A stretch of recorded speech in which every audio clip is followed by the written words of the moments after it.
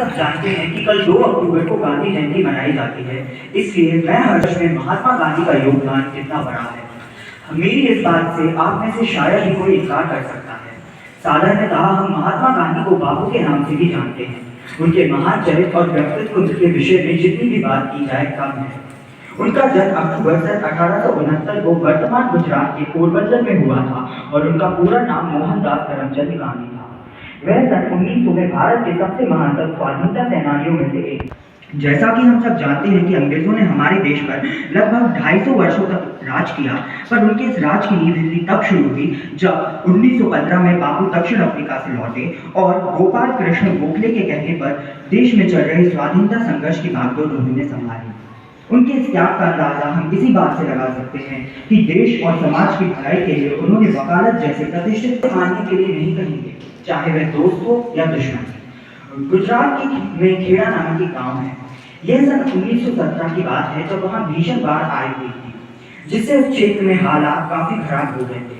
इन्हीं कारणों में स्थानीय किसानों ने उच्च अधिकारियों से कर माफ करने का निवेदन किया और अपने नेतृत्व कौशल से उन्होंने भारतीय स्वतंत्रता संघर्ष में एक अहम भूमिका निभाई थी। देश के स्वतंत्रता संघर्ष में उन्होंने इसे योगदान के चलते हमारे देश में आने वाली पीढ़ियां उनकी सदैव ऋणी रहेंगी। उनके बलिदान को ना ही हम भूल सकते हैं और ना ही इसे कभी भूला जा सकता है। मेरे इस भाषण को इतने धैर्यपूर्वक तरीके से सुनने और अपना बहुमूल्य समय देने के लिए आप सभी को धन्यवाद। All respected teachers and dear students, I feel privileged that I have been asked to say something on this occasion, and within the next 3 to 4 minutes, I would like to expect from you a very patient how they are useful for students. Dear students, Gandhiji, why he became a global leader, we need to understand this fact. Gandhiji had a magical personality, and why thousands and thousands of Indians followed him, that is because of the simplicity of his life. Apart from that, Gandhiji was a wonderful orator, and that is the reason why a famous poet Sohanlal Dwivedi has written about him.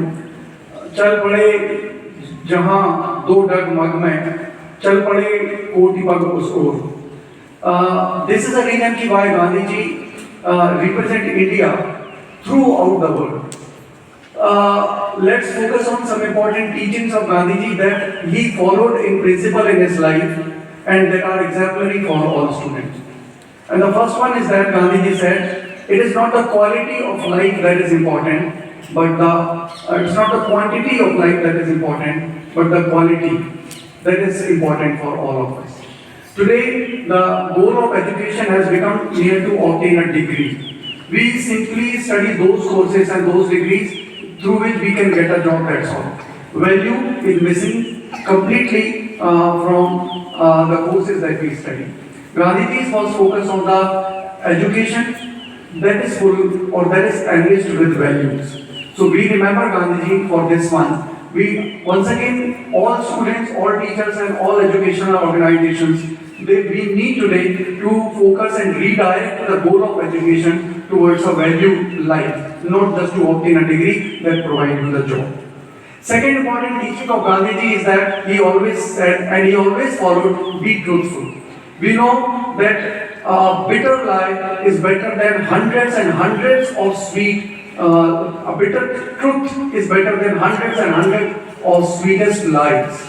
There is an incident when Gandhiji was on a tour to Chennai, South India, and a very small student gave him a very tiny pencil. एक छोटी सी pencil Gandhi ji को gift में दी थी और गांधी जी से एक request की थी कि बाबू प्लीज प्रिजर्व, इसे संभाल कर रखना.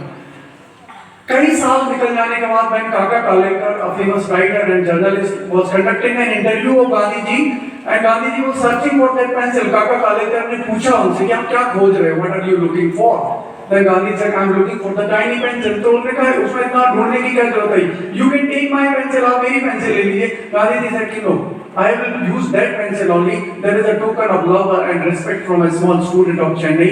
I cannot afford to lose it because it is a sign of love. तो छोटी छोटी चीजों की वैल्यू कितनी ज्यादा होती है. ये silver lining among the darkest clouds in life. Be hopeful, and that is the reason why in spite of harsh struggles throughout the freedom struggle, Gandhi ji always had a hope कि एक दिन मेरी जो नॉन वायलेंस की policy है इससे ही अंग्रेज इस देश को छोड़ करके चले जाएंगे. And that's why we respect Gandhi ji for. And last one today, and that one, Gandhi ji always taught every one of us to be the role model. हमें दूसरों के सामने बात कहने की बजाय रोल मॉडल होना चाहिए. एक इंसिडेंट बता करके बात खत्म करूंगा कि when Champaran Satyagraha 1917 was going on, once Gandhi ji asked his lawyer friends, suppose I am arrested, what will you do? Then the lawyer friend simply said, Gandhi ji, we have come to advise you. If you are arrested and sent to jail, we will go back to our homes. There would be nobody to be advised. Then Gandhi ji simply said, what will happen to the injustice done to the simple sharecroppers of Champaran? Then the lawyers realized their mistake and they took Gandhi's permission to discuss together. They realized that when this old man has come up from a far off place, that is Ahmedabad, to Champaran, Bihar, and ready to go to the jail for the sake of poor farmers. And we are not only the leaders of the farmers over here, but we claim that we have been fighting for them. We will go back to the home. They went to Gandhiji, said, Gandhiji, that if you go to the jail, we will follow. We will lead the Champaran movement and we will follow you. This is how Gandhiji became role model for everyone. So these are a few things that we can learn from Gandhiji, and with these things, I expect we will follow. We all of us, our teachers and all the students will follow. And with this resolution today on the Gandhi Jayanti, I pay my sincere tributes on behalf of everyone present over here. I also pay a sincere tribute to our second Prime Minister, Honorable Lal Bahadur Shastri, whose birth anniversary also we are celebrating today. Thank you. Have a nice day. और शायद मांगी थी क्षमा भी अपने उस घिनौने कृत्य के लिए जो वह करने जा रहा था, और शायद यही प्राप्त किया था उस युग पुरुष ने कि हत्यारा भी हत्या से पहले पैर छूकर प्रणाम कर रहा है उस युग पुरुष को. सुप्रभात. मैं भाग्यश्री मेहरा, मैं पुष्पा खान, कक्षा 12 ग की छात्राएं गांधी जयंती के उपलक्ष्य में एक कविता लेकर प्रस्तुत हैं जो कुछ इस प्रकार है. भारत माता अंधियारी की काली चादर में लिपटी थी पराधीनता की बेड़ी उनके पैरों से चिपटी थी. था हृदय दस दूधू करके उसमें ज्वालाएं उठती थी. भारत माता के पवित्र तट पर घोड़ों की फौजें पलती थी. गुजरात राज्य का एक शहर है जिसका नाम पोरबंदर. उस घर में उनका जन्म हुआ था, चमन हमारा धन्य हुआ. दुबला पतला छोटा मोहन पढ़ लिख कर वीर जवान बना. था सत्य का देश प्रेम उसकी रग रग में विदा सना. उसके एक एक आवाहन पर 100 जन दौड़े आते थे. सत्यहीनता दो शब्दों के अद्भुत अस्त्र उठाते थे. कोरों की काली करतूतें, जलिए वाले बागों का गम. रहेंगे गुलाम बहुत दिन तक, अब गुलाम नहीं रहेंगे हम. झूले नीले खिलती तब गांधी के पीछे आए थे. दांडी समुद्र तट पर आकर सब अपना नमक बनाए थे. भारत छोड़ो हर ओर यही स्वर उठता था. भारत के कोने कोने से बेईमान सत्य का आग्रह था. सच की ताकत के आगे तोपों की हिम्मत हार रही थी. सच की ताकत के आगे गोरों की सत्ता कांप रही थी. हट गए ब्रिटिश ध्वज फिर से आजाद तिरंगा लहराया. अत्याचारों का अंत हुआ, गांधी का भारत हर्षाया, गांधी का भारत हर्षाया. जय हिंद, जय भारत.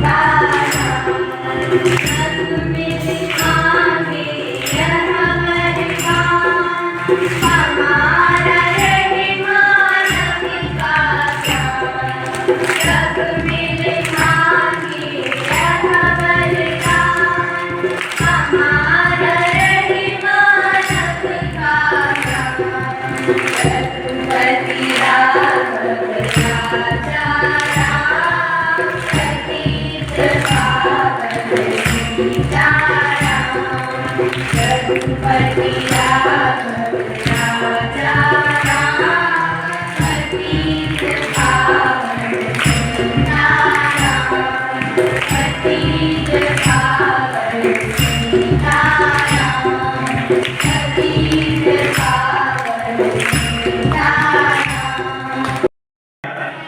है 2 अक्टूबर का दिन। आज का दिन है बड़ा महान। आज के दिन 2 फूल खिले थे, गांधी शास्त्री हिंदुस्तान। हिंदुस्तान की महक को अगर विश्व के पटल पर चमकाने वाले 2 फूल थे तो उनमें से एक गांधी थे और दूसरे शास्त्री जी थे। और आप लोगों ने इनका नाम सुना होगा, लाल बहादुर शास्त्री। इनका पूरा नाम था पंडित लाल बहादुर शास्त्री और शास्त्री इनकी उपाधि थी। काशी विद्यापीठ से इनको शास्त्री जी की उपाधि दी गई थी। इनका जन्म 2 अक्टूबर 1904 को हुआ था और बहुत ही अल्प समय में इन्होंने गांधी जी के समान ही अपने आप को पूरे भारत में महका दिया था, अपना विस्तार किया था। गरीब किसान के परिवार में जन्मे और उन्होंने अपनी स्कूली शिक्षा बहुत विषम परिस्थितियों में हासिल की। उनके जीवन चरित्र में हमने पढ़ा है कि कई बार नदी में भयंकर बाढ़ होती थी और उस बाढ़ को तैरकर पार करते हुए भी वो स्कूल जाते थे। आज परिस्थितियां बिल्कुल वैसी नहीं है। आज तो हम लोगों के पास घर के दरवाजे पर ही परिवहन के साधन उपलब्ध हैं और स्कूलों में भी ढेर सारी सुविधाएं हैं। लेकिन उन विपरीत परिस्थितियों में शास्त्री जी ने संघर्ष करते हुए और देश के सर्वोच्च पद को धारित किया। जब पंडित जवाहरलाल नेहरू की मृत्यु के बाद वो प्रधानमंत्री बने तो उस समय देश में परिस्थितियां बिल्कुल सामान्य नहीं थी। चीन और पाकिस्तान भारत पर अपनी आंखें गड़ाए बैठे थे। जगह जगह से वो हमला कर देते थे और शास्त्री जी की अचूक रणनीति के कारण उन्होंने चीन और पाकिस्तान को करारी शिकस्त दी और 1962 का जो युद्ध था उस युद्ध में जिस तरह की रणनीति अपनाई गई थी उससे बेहतर रणनीति का इस्तेमाल करते हुए उन्होंने चीन और पाकिस्तान को परास्त कर दिया। उसी सिलसिले में ताशकंद में उनको समझौते के लिए बुलाया गया और बहुत ही रहस्यमय परिस्थितियों में उनकी मृत्यु हुई। तो लाल बहादुर शास्त्री बहुत सामान्य व्यक्ति थे लेकिन उन्होंने देश के विकास में अपना अनूठा योगदान दिया। गांधी जी के बराबर ही उनको सम्मान मिलना चाहिए। अगर गांधी जी बरगद थे तो लाल बहादुर शास्त्री गुलाब के फूल से कम नहीं थे और ये देश उनके ही कर्मों से महक रहा है। गांधी जी और लाल बहादुर शास्त्री की पुण्यतिथि और उनके जन्म दिवस के अवसर पर हम उन्हें हमेशा याद करते हैं, लेकिन उनके कर्मों को और उनके द्वारा किए गए राष्ट्र के विकास के कार्यों को हमें अपने जीवन चरित्र में अपनाना है, उतारना है, तभी ये देश विकास कर सकेगा। तो इन्हीं भावनाओं के साथ शास्त्री जी का जो नारा था जय जवान, उसमें उन्होंने जोड़ा जय किसान और बाद में अटल बिहारी जी ने इसी में जय विज्ञान जोड़ लिया और इन तीनों के द्वारा देश का विकास संभव नहीं है। तो जय जवान, जय किसान और जय विज्ञान, इसी उद्घोष के साथ गांधी और लाल बहादुर शास्त्री को केंद्रीय विद्यालय क्रमांक 1 सागर की अमर श्रद्धांजलि। भारत माता की। सम्माननीय vice principal sir, HM madam, शिक्षक साथियों और प्यारे बच्चों, सबसे पहले तो जो स्काउट गाइड में हमारे गाइड्स को जो सर्टिफिकेट मिले उनको ढेर सारी शुभकामनाएं। कल से आपका ऑटम ब्रेक शुरू हो रहा है, दशहरा की सभी कुछ लगेगा। और 2 शब्दों में गांधी जी के बारे में बोलना चाहूँगा। मनाते हैं तो संकल्प लेकर उनकी जो भी किताब है सबसे फेमस उसको जरूर परचेज करें और उसको पढ़ें। जैसे गांधी जी के बारे में अगर आपको जानना है तो उनकी एक किताब है autobiography my experiment with truth या सत्य के साथ मेरे प्रयोग। बहुत ही सस्ती किताब है, 80 या 100 रुपए में अवेलेबल है ऑनलाइन, या आप मार्केट से परचेज कर सकते हैं। 300-400 पेज की किताब है, 360 ऐसे कुछ। तो अगर आप एक पेज भी रोज पढ़ेंगे तो आपके लाइफ में पर्सनैलिटी में एक वैल्यू कम से कम ऐड होगी।